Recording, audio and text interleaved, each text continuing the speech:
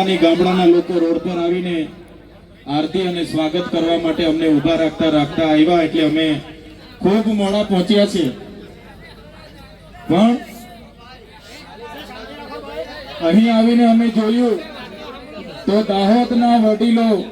દાહોદના યુવાનો અને માતા બહેનોમાં જે જુસ્સો છે, જે ભાવ છે અમારા માટે, આ તમારો ભાવ, આ તમારી લાગણી, આ તમારો પ્રેમ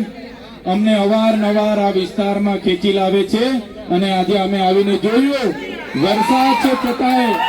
વ્યવસ્થા નથી છતાંય હજારોની મેદની અહીંયા આવીને ઉપસ્થિત થયેલી છે। બધાને મેં બે હાથ જોડીને નમન કરું છું, વંદન કરું છું।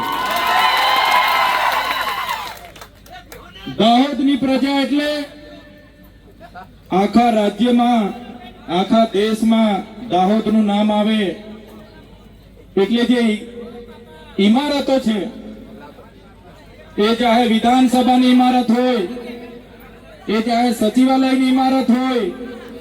એ ચાહે હાઈકોર્ટની ઇમારત હોય, જે પણ ઇમારતો, જે પણ ભવનો, જે પણ આવાસો, જે પણ આજે વિકાસના નામે ગુજરાતમાં બન્યા છે,